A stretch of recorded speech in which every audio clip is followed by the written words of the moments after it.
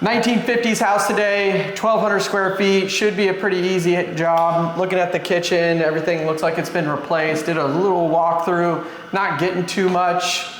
You got anything? It's got a little musty smell when we first walked in, so we're gonna see if we can figure out where that's coming from and educate our clients on it. Sometimes a musty smell could be like a microbial substance or just an older property. Who knows? Let's check it out. So I think Chris jinxed us with his this house looks easy comment.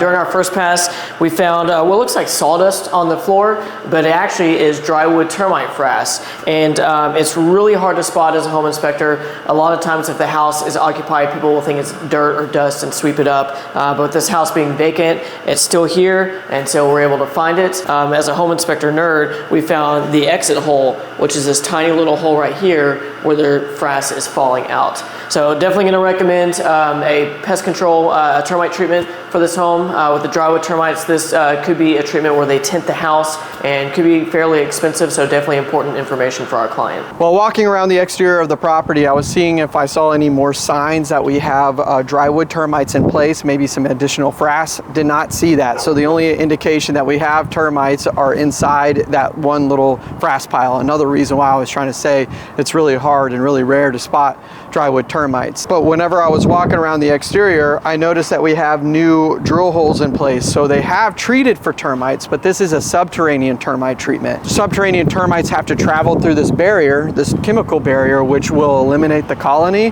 But since drywood termites live in the wall, that will not affect them whatsoever. They can pull the moisture through the air and the colony can live. The only way to solve this issue is they have to foam it or tint the property. From the ground, the roof looked fantastic. Looks like it's been replaced recently, but as we walk this roof, we see that it's kind of the tale of two cities. Got newer shingles, but you can see the flashing is the older flashing, and there's several things on this install that are incorrect that we're gonna point out to our client. Number one, starting with this back covering, looks like they've added that onto the house. It's really flat, and most shingle manufacturers require a 2 and 12 pitch on the shingles. That's actually a 1/2 and 12. So 1/2 and 12 is bad because the water won't shed quick enough or properly, and so water can actually seep through the shingles and start deteriorating the decking underneath. The thing that we see down here is several things wrong with this setup. This is the water heater flue. The first thing is that they've put a rubber plumbing vent base on it, which this flue pipe gets hot, and so it can actually melt this rubber base. If you're running hot water for a long time and the water heater's heating the water for a while, it can actually melt that base. And there's actually also no storm collar here. So we have the only thing that's keeping this joint sealed between the top and the bottom is caulking, which once that wears away, water's going to leak into the attic space. So the next vent pipe we see is for the furnace. Two things we see wrong with this.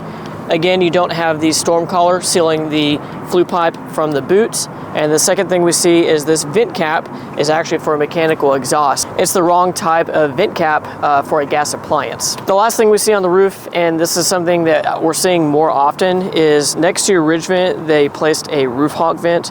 And what will happen with this type of setup is actually air will start circulating here, and instead of pulling the air from the soffit vent. So this will create improper circulation and improper ventilation in your attic. And when we get this type of improper ventilation, it can actually lead to a couple of different things. It'll lead to heat buildup in your attic, which will cause the AC to work harder in the summertime and make it feel like the AC is not cooling properly. And then what can also do is shorten the lifespan of the roof. If the attic is really hot all the time, your shingles will start to curl and will drastically reduce the life expectancy of your roof. Coming along this side of the roof, we notice that we have a cast iron drain vent stack. And whenever you see something like this on an older property, there's a very good chance that there's still cast iron drains in the ground on this property. And in the Houston, Texas area, cast iron drains are known to corrode and fail over an extended period of time. So this property is like 60, 70 years old. So it's old and it's probably has failed. So if you have cast iron drain piping, you want to have it further investigated because your home inspectors, they can't see underground to see how they're performing. And there's a very good chance that this can lead to a very expensive bill down the line. We always talk about everything that is wrong with the property, but today I'm going to talk about everything I like.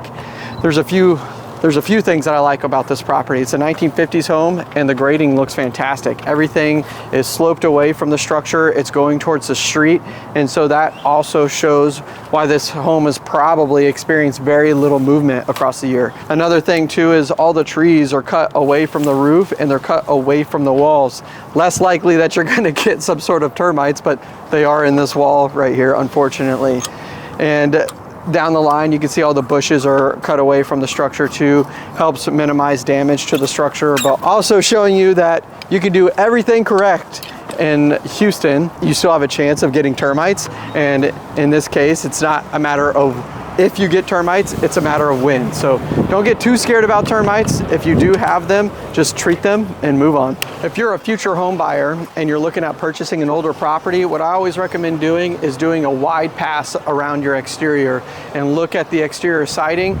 Look for any major cracks or defects, broken windows. But what we're looking at here is as we were going around the exterior, I noticed that we have some cracks in the mortar here, very minor cracks, and then I look down the brick line. And if you are purchasing a property, I always recommend to look down the brick line because as they build this structure, they build it flat. And I can see right here that the house is probably dropped in half an inch or an inch in this location. You can also see it in the fascia board here and there's a little bit of a paint line where you can see that the house is dropped. Does this mean that the foundation's bad? No. Just because there's a little bit of movement in this location in a 1950s home is going to be normal. These are floating slabs. We have clay soil. What you want to try to determine is why is it moving? So you want to look around, look at the environment, see what's going on.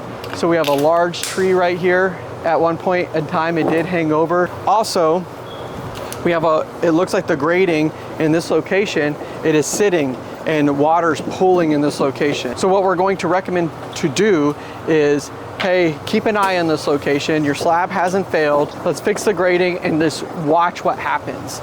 And you'll see if you fix the grading, you shed the water away from the property, the house could go back to its normal state. Chris saw a cast iron on the roof. We also see a cast iron clean out on the wall here, but they have a PVC clean out here. We open it up and notice that it's clogged. There's like a massive material in the actual pipe.